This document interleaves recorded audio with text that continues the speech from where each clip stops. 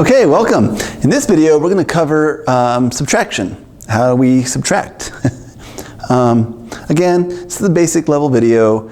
It's fundamental. I think it's very important for everybody to know how to do these skills, especially without a calculator. I think we depend a lot on our cell phones or our calculators to do subtractions and divisions especially, and possibly multiplications. But we're going to try and learn how to, or remember how to do some of these things by hand, or learn it for the first time. So let's go ahead and get started. All right, so the first thing I have here is that the word difference means subtraction. Okay, so you might have a word problem, which is sometimes difficult for some people. Word problems, I don't know what they're asking me to do. I don't know what they're telling me to do. But if you run across the word difference, it typically means subtraction. So that might give you a clue, at least of how to get started, all right, in a word problem. What's the difference between 6 and 12? Well, I guess 6 and 3, they might ask you, and then you'd have to subtract them, 6 minus 3, okay? All right. I was going to put a little bit more. The larger amount is used first. What I'm really trying to say is that in subtraction, the order of the numbers is important, at least for this level of math. Later on, we're going to talk about positive and negative numbers, but we're not there yet, so let's not worry about that. Let's keep it basic, and the order is important in subtraction, and at this level, we're always going to put the larger amount first, and we'll see an example of that. We'll see several. So subtraction occurs with only two amounts at a time. So in other words, you can't subtract three things at once. It just doesn't work like addition. In addition, yeah, we can add three numbers at the same time. But in subtraction, you can only really subtract two amounts. You can get that answer and then maybe subtract it from another amount or something like that, but you're never going to have a problem that has three subtractions at the same time. So that's another clue if you're doing a word problem, right? So first off, if they give you the word difference, that's a good clue. It's probably a subtraction. And then if they only give you two amounts, boom, it's almost a guaranteed subtraction problem, right? Now, if they give you three, you might want to look for another operation or something else, another step in that problem, just so you know. But these might be, this first one and the third one here might be good clues in word problems that you have a subtraction type of operation that you have to do. So sometimes it's necessary to borrow. We're going to see examples of that, of how to borrow, right? To complete the subtraction. And again, just like in addition, we have to line up the decimals, all right? So just like when we talked about in addition, you can use your fingers to help you with some of the subtractions, you know, counting on your fingers. It helps. Also, look for pattern recognition. Get familiar with certain numbers that when you subtract them, they always give you this, you kind of know that answer automatically. Helps you, might help get to the answer quicker. So I have 8 examples today. One, well, again, you can stop the video at any time and try them on your own. But I'm going to start off with a simpler one, 8 minus 3. Again, I was taught to line up my subtraction and addition problems vertically. So that's how I teach it. But I've seen some people do it horizontally. Personally, I get lost. I don't recommend it. This one I could probably do both ways though. Okay, so 8 minus 3. This one you can just count on your fingers. 8 minus 3, and you have 5. Or some people like to count up. When I was a waiter, I used to count change back very well without the cashier doing the math for me. And you just start with the bottom one, 3, and how much more to get to 8.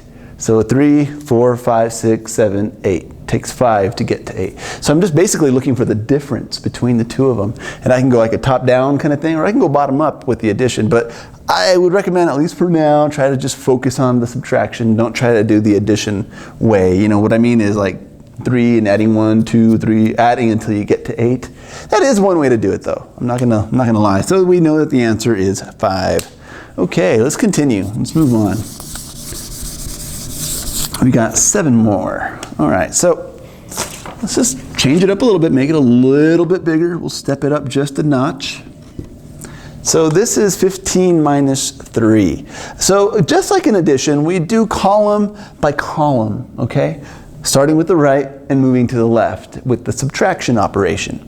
So we just go 5 minus 3. And again, just pay attention. I did it in the first one. I didn't mention it, but we put the larger amount first.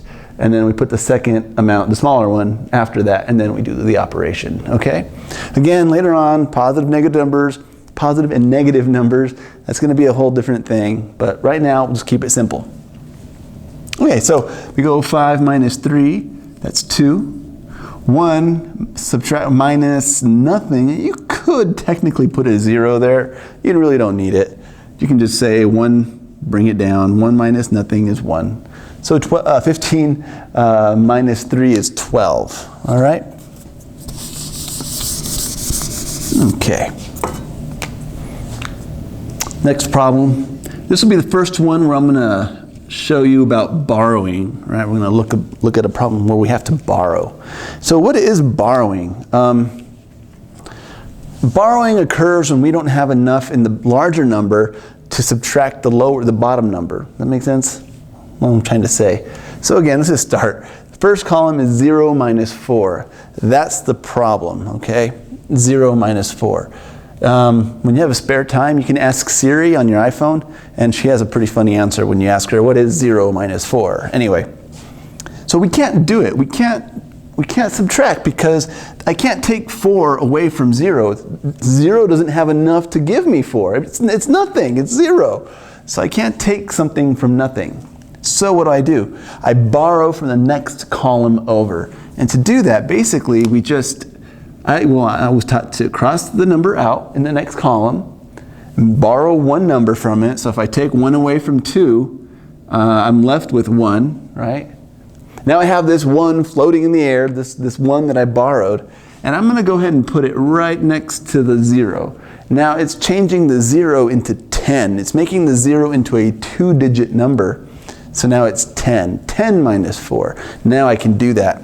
Now there's enough in 10 to take away 4. So 10 minus 4 is 6.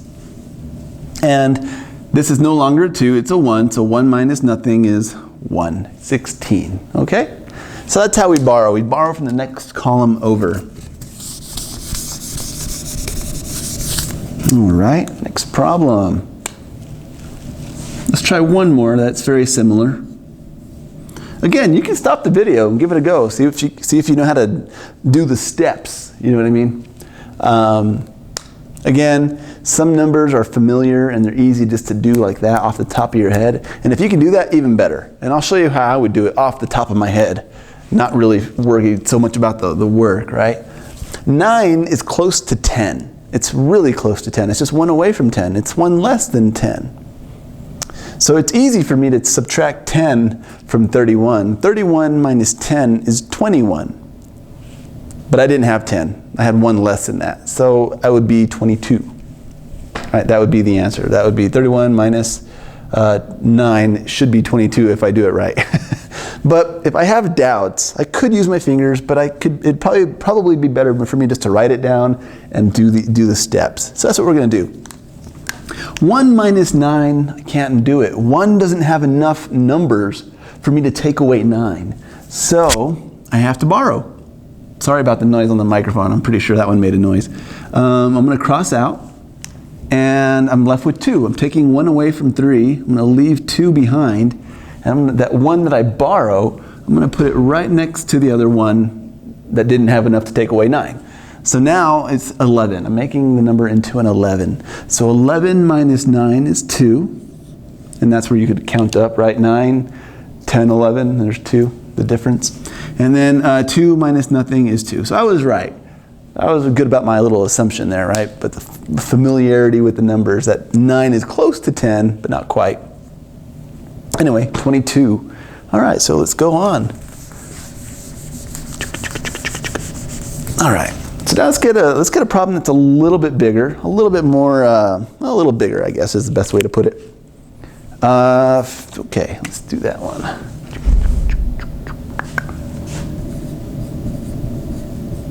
So this is looking a little bit more, we're stepping it up just a little bit more. All right, again, stop the video, see if you can do it. All right, I'm gonna get the red marker again. All right, so 5 minus 5, That I can do. It gives me 5, take away 5 is 0. Okay, so we have 0. 1 minus 3, I cannot do. 1 doesn't have enough in 3. Wait, what? 1 doesn't have enough in it to take away 3. There we go. And yeah, I could say it. So I'm going to borrow from the next column, which in this case is this 5. I'm going to leave 4 behind, and the one that I borrow, I'm going to make this 1 into an 11, kind of like in the last problem. So now I have 11 minus 3, and that should be 8, if I do it right. Again, I struggle with subtraction. I mean, I don't know why. I can remember being 6 years old in first grade. I could add all day, but subtraction was just, and I think I'm still traumatized a little bit, but I think that's right. And then I'll bring down my decimal. Decimals have to be lined up, right? Okay, and then I go to the next column. This isn't a 5 anymore, it's a 4, so 4 minus 5, I can't do it. 4 doesn't have enough to take away 5, so I gotta go to the next column over, the next number, and take away 1 from that one. So I'll leave 1 behind from the 2. I borrowed 1 from the 2, I'm gonna leave 1 behind. The one that I borrow, I'm gonna go ahead and put it on that 4, okay?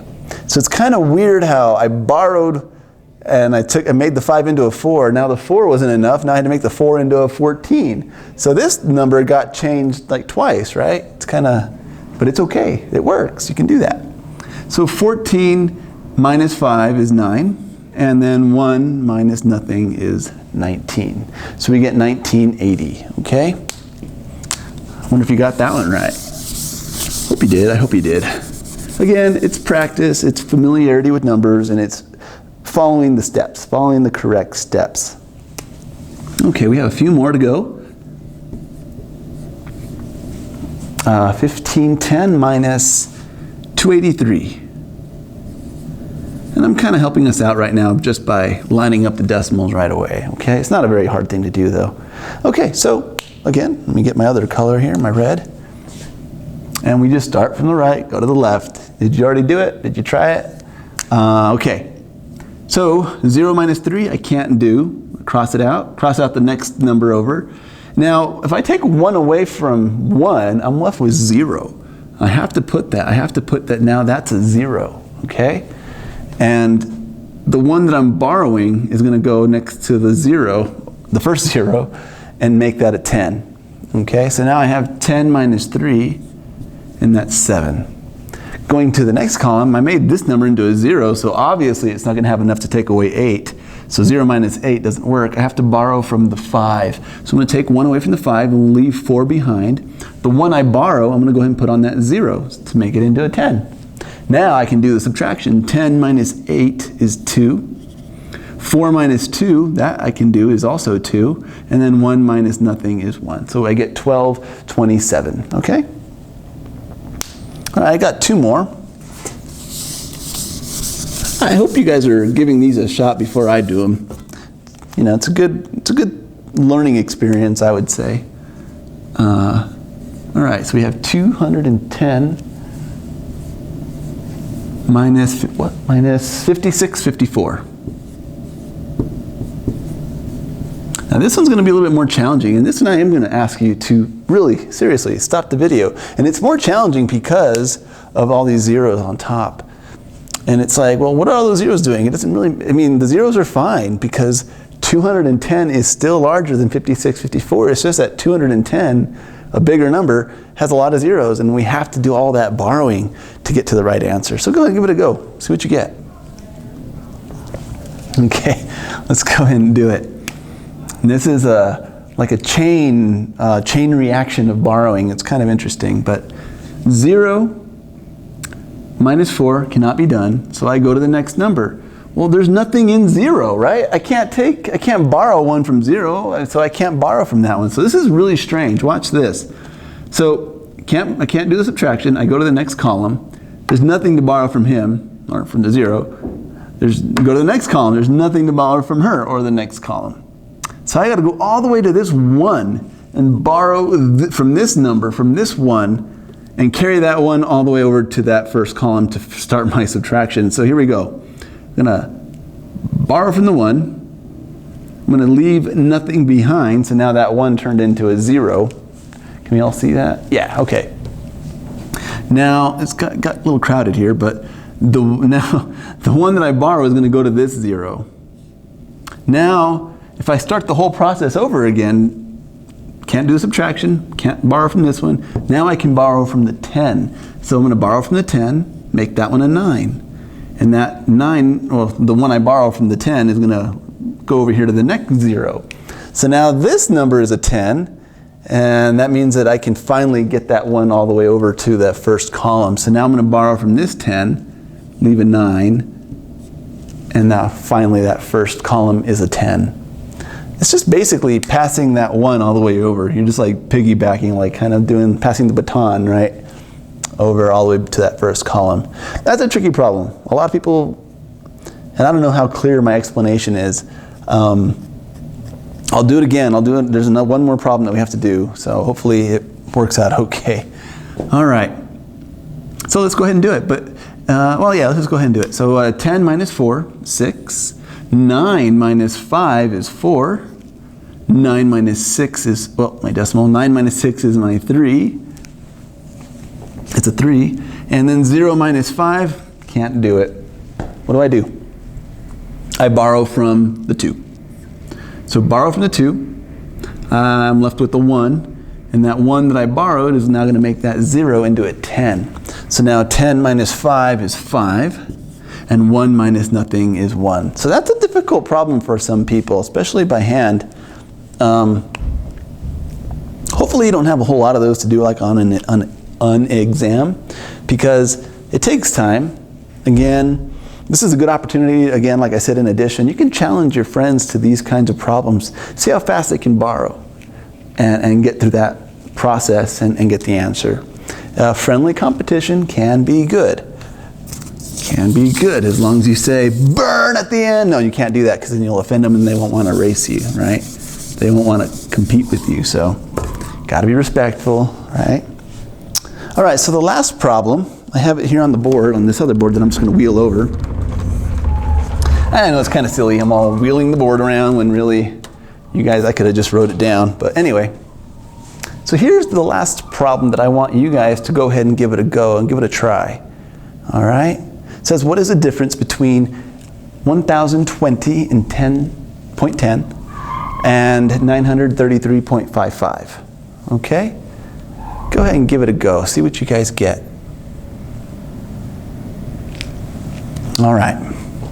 So we know that we usually put the first number, we have to in this kind of subtraction, put the larger amount first on top, and then we'll put the smaller amount underneath, right? So I'll go ahead and put 1020. I have space right here. I think I do.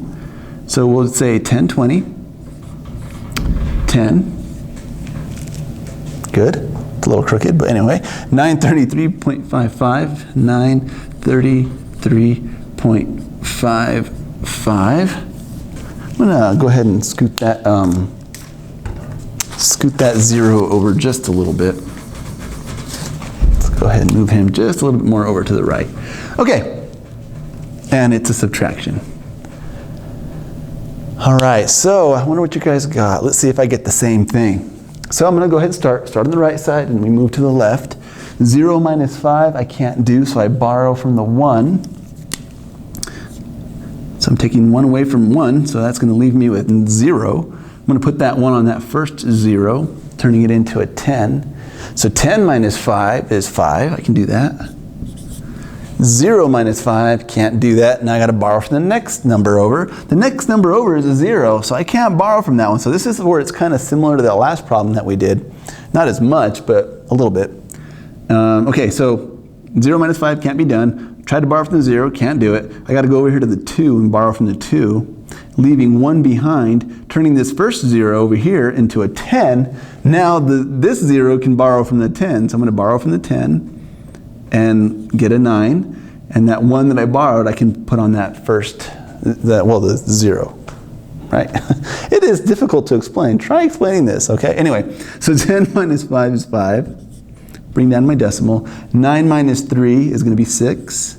1 minus 3 is, I can't do it, so now I got to borrow from the next number. The next number is a 0. Man, there's a whole bunch of these, right? So 1 minus 3 can't do it. Borrow from the 0, can't do it. I got to borrow from this 1, leaving nothing behind. this 0 turns into a 10, which I kind of had originally, but I'm going to show you with the colors and show you all the process, right? Now this 10 can finally, I can borrow from this 10 and give it to this 1 to turn it into an 11. So I'm going to borrow from the 10, leave a 9, this turns into an 11. 11 minus 3 is 8, I believe. That's a tricky one. I'm never good with that one, but anyway, okay. And 9 minus 9 is 0. I don't have to put 0, and 0 minus 0 is 0. The reason why I don't put the 0 is because they're both going to be zeros, okay? That's the only reason why I wouldn't put it. But anyway, so it's going to be 86.55 if I did it correctly, okay? So you can see that borrowing, when you have to borrow in subtraction, it's kind of interesting. And there's other ways to do it. I've seen other people do it differently. If you have a method that works for you, stay with it. You know, why not? You don't have to just, you know, do what I do. There's other ways to do math problems. And so, again, efficiency is key here. If you can master this skill, it might help you. It'll help you a lot. It'll help you further on down the road in mathematics. So just keep practicing. Have a good time.